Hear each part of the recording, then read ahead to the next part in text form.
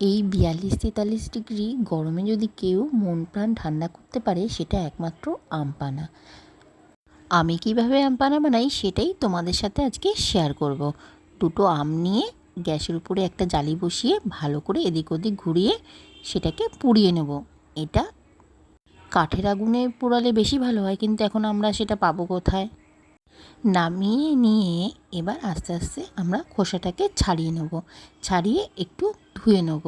ধুয়ে একটা বাটি নিয়ে উপরে একটা ছাঁকনি নিয়ে এইভাবে আমের কাঠটাকে বার করে নেব। তাহলে আর মিক্সিতে আমাদের দিতে হবে না।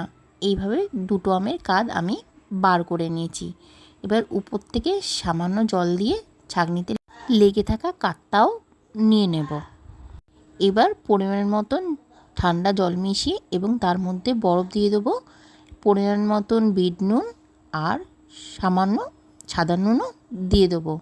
এবার একটা জলজিরার প্যাকেট কেটে ওর মধ্যে দিয়ে দেবো। তারপর সামান্য পরিমাণ চিনি দিয়ে দেবো। কেউ যদি মিষ্টিটা বেশি খেতে পছন্দ করে তাহলে সে একটু বেশি পরিমাণ চিনি দিতে পারে। এবার ভালো করে নেড়ে নেব। একটা প্লেটের উপরে সামান্য লঙ্কার গুঁড়ো আর সামান্য সাদা নুন দিয়ে মিশিয়ে গ্লাসটাকে মাখিয়ে নেব। এটা যখন মুখে পড়বে তখন স্বাদটা আলাদাই হবে।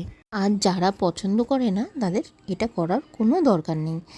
এবার গ্লাসটাকে আমি রেডি করে নেব। রেডি করার পর এবার গ্লাসের মধ্যে কিছুটা আইস কিউব দিয়ে দেবো। এবার গুলে রাখা আম পানাটা আমি দিয়ে দেবো। দিয়ে একটা স্ট্রর সাহায্যে পরিবেশন করে দেবো। একবার খেলে বারবার খেতে ইচ্ছা করবে। মন প্রাণ সব একদম যেন জুড়িয়ে যাবে। আমার তো দারুণ লাগে। তোমরাও কমেন্টে বলো করে কেমন লাগলো।